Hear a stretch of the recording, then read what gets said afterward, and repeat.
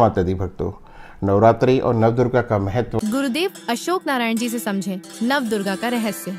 आज के इस पहले एपिसोड में हम जानेंगे नवरात्रि का महत्व, इसकी रहस्यमयी शक्तियाँ और हर दिन पूजी जाने वाली 9 देवियों का रहस्य। आज मैं आपको इस एपिसोड के अंदर समझाने के लिए जा रहा हूँ नवरात्रि का क्या आध्यात्मिक महत्व है, क्या ज्योतिषीय महत्व है, शक्ति साधना किस तरीके से करनी चाहिए, ऊर्जा का संतुलन किस तरीके से करना चाहिए।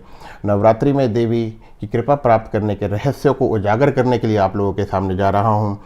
नवरात्रि साधना और उसके उपाय क्या होंगे, उसके अंदर क्या नियम होते हैं, क्या चीज़ हम लोग आज तक गलत करते हुए आए हैं, जैसे इस बार हम सुधारेंगे और उनको सही करेंगे। नवरात्रि का रहस्य और नवदुर्गा की महिमा। जय माता दी भक्तों, आपका स्वागत है इस दिव्य एपिसोड में, जहां हम नवरात्रि के गूढ़ रहस्यों और नवदुर्गा की महिमा को समझेंगे। क्या आप जानते हैं कि नवरात्रि केवल एक त्यौहार नहीं है, बल्कि आत्मिक ऊर्जा को जागृत करने का एक सुनहरा अवसर है। नवरात्रि का महत्व।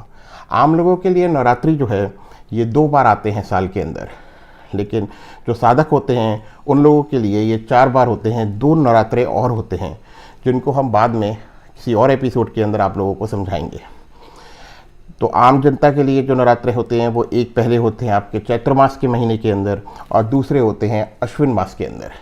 ये केवल उपवास और भक्ति का पर्व नहीं है, बल्कि साधना, आत्मशुद्धि और शक्ति संचय का सबसे उत्तम समय होता है। नवरात्रें, 9 देवियाँ और उनसे जुड़े 9 विशेष तत्व, ये सभी हमारे जीवन को नई दिशा और ऊर्जा देने के लिए बहुत महत्वपूर्ण होते हैं भक्तों। अब मैं आपको नवदुर्गा का एक परिचय देता हूँ, बहुत संक्षिप्त सा। नवदुर्गा के 9 दिनों में नवदुर्गा की 9 रूपों की पूजा अर्चना करी जाती है। इन्हीं हम 9 देवियों को नवदुर्गा के नाम से जानते हैं। ये 9 देवियाँ अलग अलग शक्तियों का प्रतिनिधित्व करती हैं। माता शैलपुत्री से लेके माता सिद्धिदात्री तक प्रत्येक देवी की उपासना से एक विशेष ऊर्जा का आह्वान किया जाता है 9 दिनों के अंदर। नवरात्रि के दौरान ध्यान देने योग्य बातें जो हैं, आप सबसे पहले हम उनको समझेंगे कि हमें क्या क्या चीज़ें करनी चाहिए और किन किन चीज़ों से हमें बचना चाहिए 9 दिनों के अंदर। अगर आप इस नवरात्रि में देवी की कृपा पाना चाहते हैं तो कुछ विशेष नियमों का आपको पालन करना पड़ेगा। उसके अंदर सबसे पहला जो नियम है वो है आपको सात्विक भोजन ग्रहण करना है या फिर आपने पूर्णतः उपवास रखना है। माँ के मंत्रों का जाप करें और सच्चे हृदय से साधना करें। ध्यान रहे, नवरात्रि केवल बाहरी पूजा का ही नहीं, बल्कि आंतरिक जागरण का बहुत महत्वपूर्ण समय है। अब 9 देवियाँ और 9 देवियों के विशेष लाभ, उन देवियों की आराधना से, उनकी साधना से हमें क्या विशेष लाभ प्राप्त हो सकता है, उनके बारे में आपको बताने के लिए जा रहा हूँ भक्तों। सबसे पहली माता हैं माता शैलपुत्री, जो कि शक्ति और दृढ़ निश्चय का प्रतीक है। दूसरी देवी हैं माता ब्रह्मचारिणी, जो तपस्या और संयम का प्रतीक है। तीसरी माता है माता चंद्रघंटा, जो कि साहस और पराक्रम की देवी हैं। चौथी हैं माता कूष्मांडा, जो कि सृजन और प्रकाश की देवी हैं। पंचम माता हैं माता स्कंद माता, जो कि प्रेम और वात्सल्य की मूर्ति हैं। माता कात्यायनी 6ठे नंबर के ऊपर आती हैं, जो कि वीरता और रण शक्ति की देवी हैं। सप्तम महादेवी महाकालरात्रि है, जो कि अंधकार का नाश करती है और ये तांत्रिक सिद्धियों को आप लोगों को देती हैं। माता महागौरी अष्टम देवी हैं, जो कि करुणा और सौम्यता का स्वरूप है। नवी देवी जो कि सबसे महत्वपूर्ण हैं वो है माता सिद्धिदात्री। ये आप लोगों को बहुत समझना पड़ेगा कि माता सिद्धिदात्री ही वो देवी हैं जो हमारी 8 दिन तक जो हमने साधना करी है, 9वें दिन उनका फल हमें सिद्धिदात्री देवी ही देती हैं। सभी सिद्धियों को प्रदान करने वाली देवी जो हैं उन्हें हम लोग सिद्धिदात्री के नाम से जानते हैं। अब विलंब नहीं करेंगे, अब हम जानेंगे माता शैलपुत्री की शक्ति और उनके पूजन का महत्व। माता शैलपुत्री देवी दुर्गा का प्रथम स्वरूप है भक्तों। इनके दाएं हाथ में त्रिशूल और इनके बाएं हाथ में कमल सुशोभित है। नंदी बैल इनके वाहन हैं। यही पिछले जन्म में दक्ष प्रजापति की पुत्री सती थी, जो योग बल से स्वयं को भस्म करके पुनः हिमालय राज के यहाँ जन्मी थीं, जिन्हें हम माता शैलपुत्री के नाम से जानते हैं। इन्हीं का दूसरा नाम माँ पार्वती था। माता शैलपुत्री चंद्रमा को नियंत्रित करती है और इनकी कृपा से मन में शांति और आत्मबल की वृद्धि होती है। अब माता शैलपुत्री की पूजा का विधि समझेंगे और इनके विशेष मंत्र कौन से हैं जो कि जनसाधारण हर एक इंसान अपने घर के अंदर इनकी साधना कर सकता है। घर को सबसे पहला नियम जो है वो ये है कि आप अपने घर को पूर्णतः स्वच्छ करिए, उसकी साफ़ सफाई करिए और पवित्र जल का, जिसके अंदर गंगा जल मिला हुआ हो, उसका छिड़काव करके अपने घर को पवित्र करिए। माता शैलपुत्री की प्रतिमा या चित्र हो आपके पास, उसे स्थापित करें। माँ को लाल चंदन, लाल फूल, अक्षत और देसी घी का दिया अर्पित करें। देसी घी का दिया जो हो, अगर वो गाय का घी हो तो वो बहुत ही उत्तम है, क्योंकि गाय के घी से जब हम दीप जलाते हैं तो जीवन में सुख समृद्धि आती है। माता का जो मंत्र है वो है ओम देवी शैलपुत्राय नमः। इस मंत्र का आपने 108 बार जाप करना है। अब उसके बाद में हम आपको अब समझाएंगे कि माता शैलपुत्री का ज्योतिषीय महत्व क्या है, क्या वो विशेष उपाय है जिसे अगर हम अपने जीवन के अंदर करते हैं तो हमारा जीवन बेहतर हो जाता है। चंद्रमा हमारे मन और भावनाओं का स्वामी है। माता शैलपुत्री की पूजा करने से चंद्र ग्रह के दोष शांत होते हैं। यदि आपकी कुंडली में चंद्रमा कमज़ोर है या मानसिक अशांति है तो इस दिन सफ़ेद वस्त्र धारण करें और चावल का दान करें। इस चीज़ का ध्यान रखें कि चावल जो हो वो पूर्ण हो, टूटा हुआ चावल ना हो। इससे मानसिक शांति और समृद्धि प्राप्त होती है। अब हम भक्तों दूसरी देवी की तरफ चलते हैं जो है माता ब्रह्मचारिणी। एक बार बोलिए जय माता की। माता की पूजा, माता की कथा समझेंगे। माता ब्रह्मचारिणी नवदुर्गा का दूसरा स्वरूप है। ब्रह्म का अर्थ है तपस्या और चारिणी का अर्थ है आचरण करने वाली। तो ये देवी अपने हाथों में रुद्राक्ष की माला धारण करती हैं और अपने दूसरे हाथ में कमंडल धारण करती हैं। ये तपस्या का एक रूप है जिसके अंदर देवी तप करती हैं। माता ब्रह्मचारिणी ने कठोर तपस्या करके भगवान शिव को पति रूप के अंदर प्राप्त किया था। इनकी उपासना से साधक को संयम, आत्मबल और ज्ञान की प्राप्ति होती है। भक्तों, माता ब्रह्मचारिणी की पूजा का विधि बताता हूँ और आपको उनका एक विशेष मंत्र बताता हूँ। सबसे पहले पूजा स्थल को स्वच्छ करिए, माता की प्रतिमा को स्थापित करिए। माँ को सफ़ेद फूल, ध्यान रखिएगा, माता को सफ़ेद फूल, चंदन और अक्षत अर्पित करें और माता का मंत्र है ओम देवी ब्रह्मचारिण्याय नमः। इस मंत्र का 108 बार जाप करें। रुद्राक्षी माला के ऊपर करिए। इस दिन दूध, दही और मिश्री का देवी को भोग लगाना चाहिए। ये बहुत ही शुभ माना जाता है। अब आपको विशेष एक उपाय बताता हूँ। ज्योतिषीय महत्व क्या है। माता ब्रह्मचारिणी की पूजा से मंगल ग्रह के दोष शांत होते हैं। भक्तों, यदि मंगल अशुभ हो तो मंगलवार के दिन माता को गुड़ और लाल वस्त्र अर्पित करें। अन्यथा इन नवदुर्गा 9 दिनों के अंदर माता ब्रह्मचारिणी का जो दूसरा दिन है उसके अंदर आप गुड़ और लाल वस्त्र जो हैं वो दान में दीजिए। इससे जीवन में स्थिरता रहती है और मानसिक तनाव कम होता है और शांति रहती है। एक बार जोर से बोलिए जय माता की। माता चंद्रघंटा। माता चंद्रघंटा नवरात्रि के तीसरे दिन पूजी जाती हैं। इनका स्वरूप सौम्य और शौर्य से भरपूर होता है। इनके मस्तक पर अर्धचंद्र सुशोभित रहता है जो घंटे के आकार का होता है, इसलिए इन्हें चंद्रघंटा कहा जाता है। माता का यह रूप भक्तों को अद्भुत ऊर्जा, आत्मबल और भय मुक्त कर देता है। उनके जीवन के अंदर कोई डर नहीं रहता है। अब माता चंद्रघंटा की कथा समझते हैं, सुनते हैं। एक पुरानी कथा के अनुसार जब महिषासुर और अन्य दानवों का आतंक बढ़ गया तब देवताओं ने भगवान शिव से प्रार्थना की कि वे पार्वती माता से विवाह कर लें ताकि उनका शक्तिशाली रूप प्रकट हो सके। माता पार्वती ने कठोर तपस्या कर शिव जी को प्रसन्न किया और उनसे विवाह किया। जब भगवान शिव बारात लेकर पहुँचे तो उनका रूप अत्यंत भयंकर था। गले में नाग, शरीर पर भस्म और गणों की टोली के साथ वे कैलाश से निकले। इस रूप को देखकर माता पार्वती ने अपना चंद्रघंटा रूप धारण किया। इस रूप में माता का मुख सौम्य था परंतु उनका तेज अपार था। उनके माथे पर घंटे के आकार का चंद्रमा था जिससे अद्भुत शक्ति और ध्वनि उत्पन्न हो रही थी। इस दिव्य रूप ने भगवान शिव को भी आनंदित कर दिया और फिर उनका विवाह संपन्न हुआ।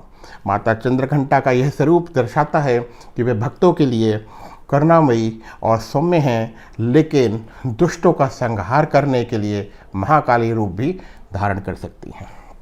माता की पूजा विधि है और उनके विशेष मंत्र बताता हूँ आपको। एक सबसे पहले स्वच्छ हो जाइए, स्नान कर लीजिए, जगह की शुद्धि कर लीजिए, गंगा जल का छिड़काव कर दीजिए, लाल पुष्प, कुमकुम और चंदन देवी को अर्पित करिए। माता का मंत्र है ओम देवी चंद्रघंटाय नमः।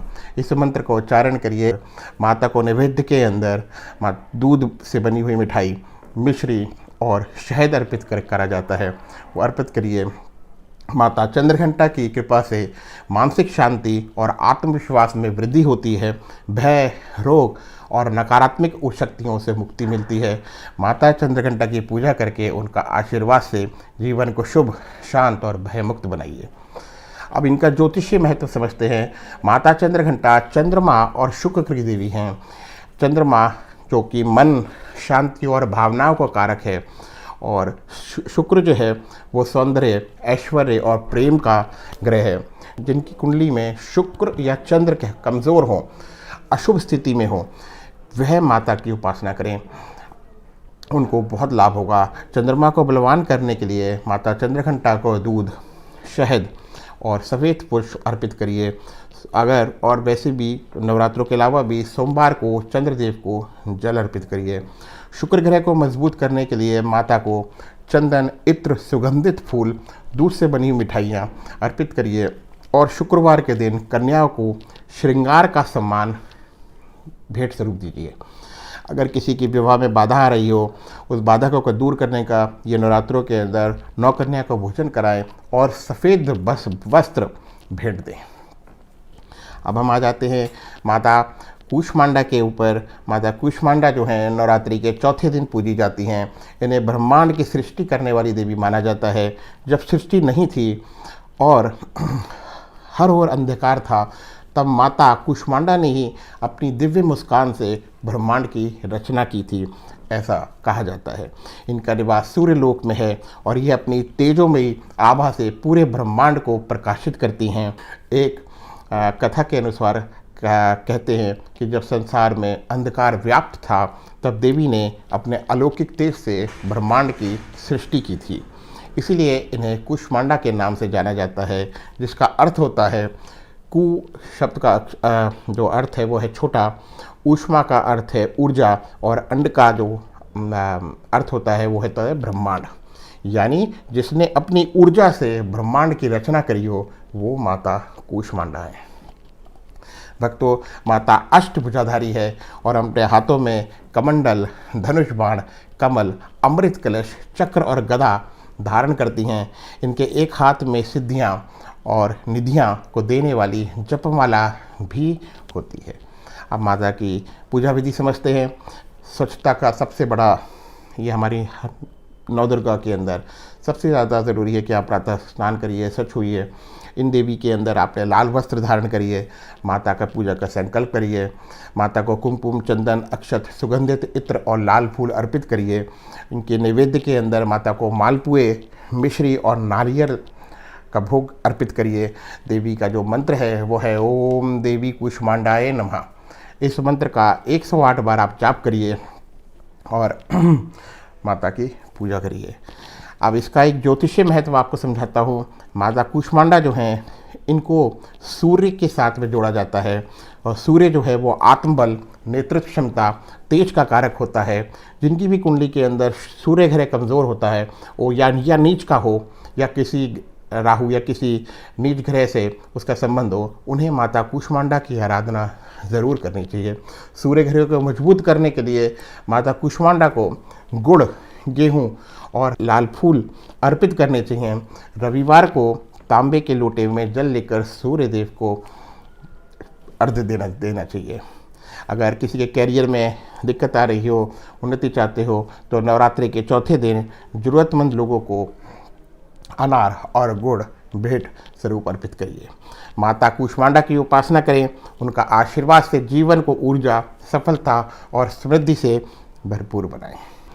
माता स्कंद माता की कथा और माता की पूजा विधि है, अब मैं आपको वो बताता हूँ।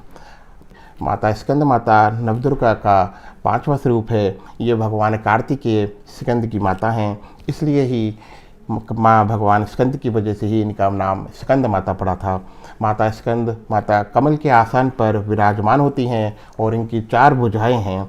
इनके एक हाथ में कमल, दूसरे में स्कंद कुमार कार्तिकेय भगवान और अन्य 2 हाथों में इनकी आशीर्वाद की मुद्राएं होती हैं। इनकी पूजा से भक्त को पारिवारिक सुख और संतान सुख की प्राप्ति होती है।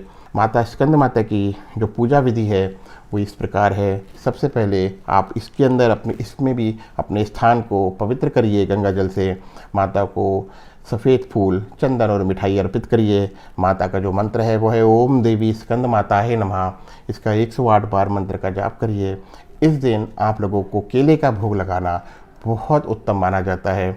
और जो ज्योतिषीय और एक विशेष उपाय है जो कि ज्योतिष के माध्यम से देखा जाता है वो है माता स्कंद माता की पूजा करने से बुध ग्रह के दोष जो होते हैं वो शांत हो जाते हैं। यदि आप लोगों की कुंडली के अंदर बुध ग्रह कमज़ोर हो तो बुधवार के दिन हरे वस्त्र पहने और गरीबों को हरी सब्जियों का दान करें। तो स्कंद माता का दिन जो आएगा नवरात्रों के अंदर, उस दिन आप लोगों ने हरे वस्त्र धारण करने हैं और हरे वस्त्र को ही दान भी देना है और हरी सब्जियों का दान भी करना है। इससे संतान सुख और मानसिक शांति प्राप्त होती है। अब भक्तों माता कात्यायनी की कथा सुनेंगे, कथा और समझेंगे उनके बारे में और उनकी पूजा विधि का विधान समझेंगे। माता कात्यायनी नवदुर्गा का 6ठा स्वरूप है। ऋषि कात्यायन ने माता की घोर तपस्या की थी, जिससे प्रसन्न होकर देवी ने उनके घर पुत्री रूप में जन्म लिया था। माता कात्यायनी शत्रुनाशिनी है और भक्तों के कष्टों को हर लेती हैं। इन्हें आदिशक्ति महालक्ष्मी का स्वरूप भी माना जाता है। देवी कात्यायनी सिंह पर सवार होकर दुष्टों का संहार करती हैं। माता कात्यायनी की जो पूजा विधि है वो इसमें पीले वस्त्रों का उपयोग किया जाता है। आप लोग पीले वस्त्र धारण करिए। माता को केसर मिश्रित दूध, शहद और पीले फूल अर्पित करिए। माता का जो मंत्र है ओम देवी कात्यायनी नमः है, इसका 108 बार जाप करिए। इस दिन गुड़ और चने का भोग लगाना अत्यंत शुभ माना जाता है। अब आप लोगों को एक ज्योतिषीय उपाय बताता हूँ। माता कात्यायनी की पूजा करने से बृहस्पति ग्रह आपका मजबूत हो जाता है और बृहस्पति ग्रह से अगर कोई भी दोष आपकी कुंडली के अंदर लग रहा हो तो माता कात्यायनी का पाठ करिए। यदि कुंडली में आप किसी बच्चे की विवाह में देरी हो रही हो तो शुक्रवार के दिन कन्या को मिठाई खिलाएं और पीले वस्त्र पहनें। यही उपाय आप माता कात्यायनी के जो दिन पड़ रहा है नवरात्रि के अंदर, उस दिन भी आप कन्याओं को मिठाई खिलाएं और पीले वस्त्र उनको दें। उससे आपका ये दोष जो होगा वो दूर हो जाएगा। अब हम माता कालरात्रि नवदुर्गा का 7वां स्वरूप है। ये देवी अत्यंत क्रोधमयी और शक्तिशाली मानी जाती है। इन्हें तांत्रिकों को सिद्धियां प्रदान करने की देवी के रूप में भी जाना जाता है। इनका वर्ण काला है, खुले केश हैं और गधे पे सवार रहती हैं। माता कालरात्रि ही असुरों और राक्षसों का नाश करने वाली देवी हैं। माँ कालरात्रि ही तांत्रिकों की देवी हैं। इनकी पूजा करने से शत्रुओं का नाश होता है और भय दूर हो जाता है। माता कालरात्रि की पूजा का जो विधान है वो इस प्रकार है। माता कालरात्रि को काले वस्त्र बहुत प्रसन्न है तो सादा काले वस्त्र धारण करें और माता को गुड़, लौंग और काले तिल अर्पित करें। माता का जो मंत्र है वो है ओम देवी कालरात्रि नमः। इस मंत्र का 108 बार आप जाप करिए। इस दिन रात में दीपदान करने से विशेष कृपा प्राप्त होती है देवी की। अब ज्योतिषीय उपाय जो है और ज्योतिषीय महत्व जो है देवी का वो क्या है। इन देवी से राहु, केतु और शनि ग्रह जो हैं वो शांत हो जाते हैं। जिनकी कुंडली में भी काल सर्प दोष होता है और या साढ़े सती हो या ग्रहण दोष वगैरह होते हैं, वो देवी कालरात्रि का पाठ करें, इनके मंत्रों का जाप करें, दुर्गा सप्तशती का पाठ करें। उससे ये दोष जो होते हैं वो दूर हो जाते हैं। अब हम आते हैं माता महागौरी के ऊपर। माता महागौरी नवदुर्गा का 8वां स्वरूप है। इनका वर्ण पूर्णतः श्वेत है, जिसके कारण इन्हें महागौरी कहा जाता है। इनके 4 हाथ में हैं, जिनमें अभय मुद्रा, डमरू, त्रिशूल और वरद मुद्रा सुशोभित हैं। इनका वाहन वृषभ बैल है। माता महागौरी को सौंदर्य, शांति, करुणा और मोक्ष की देवी के रूप में पूजा जाता है। ऐसा कहा जाता है कि कठोर तपस्या के कारण इनका रंग काला हो गया था, लेकिन भगवान शिव ने इन्हें गंगा जल से स्नान कराया, जिससे ये अत्यंत गौर वर्ण की हो गई। इनकी पूजा करने से सारे पाप धुल जाते हैं और मन की शांति प्राप्त होती है। माता महागौरी की पूजा के बारे में अब मैं आपको बताता हूँ। माँ की प्रतिमा को सफ़ेद वस्त्र के ऊपर स्थापित करें। आप लोग भी उस दिन सफ़ेद वस्त्र पहने, माता को सफ़ेद पुष्प, दूध और मिश्री का भोग अर्पित करिए। माता का जो मंत्र है वो है ओम देवी महागौर्याय नमः। इस मंत्र का 108 बार जाप करें। इस दिन कन्या पूजा करने से विशेष कृपा प्राप्त होती है। जो इनका ज्योतिषीय महत्व है, ये शुक्र ग्रह की अधिष्ठात्री देवी हैं। माता महागौरी का संबंध शुक्र ग्रह से माना जाता है। शुक्र भौतिक सुख सुविधाएं, प्रेम, वैवाहिक जीवन और ऐश्वर्य का कारक है। जिनकी कुंडली में भी शुक्र अशुभ हो या कमज़ोर हो, वो माता महागौरी का पूजन ज़रूर करें। अब हम आ जाते हैं नवमी देवी के ऊपर, जो माता सिद्धिदात्री हैं। माता सिद्धिदात्री नवदुर्गा का 9वां और अंतिम स्वरूप है, लेकिन ये बहुत प्रभावशाली है और ये बहुत ज़रूरी है। इनकी पूजा बहुत ज़रूरी होती है। ये सभी प्रकार की सिद्धियों को प्रदान करने वाली हैं। जो हम 8 दिन तक तपस्या करते हैं, ध्यान करते हैं, मंत्रों का पाठ करते हैं, उनकी सिद्धि देने वाली, उन पूजाओं का जो फल देने वाली है वो ये सिद्धिदात्री है। कहते हैं पुराणों के अनुसार भगवान शिव ने भी इनकी कृपा से अष्टसिद्धियों की प्राप्ति करी थी। माता सिद्धिदात्री कमल पर विराजमान होती हैं और इनके 4 हाथों में चक्र, गदा, शंख और कमल सुशोभित रहते हैं। इनकी पूजा से आध्यात्मिक उन्नति होती है और जीवन में सभी इच्छाएं पूर्ण हो जाती हैं। माता सिद्धिदात्री नवरात्रि के 9वें दिन हम सिद्धिदात्री की उपासना करते हैं। यह स्वरूप है जो भक्तों को सिद्धियां प्रदान करता है। जो तांत्रिक होते हैं, जो संत होते हैं, वो भी सिद्धिदात्री की ही साधना करते हैं। माता सिद्धिदात्री की कृपा से असंभव कार्य भी संभव हो जाते हैं। शास्त्रों के अनुसार जब ब्रह्मांड की रचना हो रही थी तब भगवान शिव ने भी कठोर तप किया था और माता सिद्धिदात्री की कृपा से ही 8 सिद्धियां प्रदान करी थीं। उनकी कृपा से ही शिव अर्धनारीश्वर रूप में प्रकट हुए थे। देवी सिद्धिदात्री की भक्ति करने वाले साधक को असिद्धियां प्राप्त होती हैं। माँ सिद्धिदात्री की पूजा करने से साधक की सभी मनोकामनाएं पूर्ण होती हैं। अब हम आपको बताते हैं उनका 9वां दिन के ऊपर आपको किस तरीके से माता का पाठ करना है और विधि पूजा करनी है।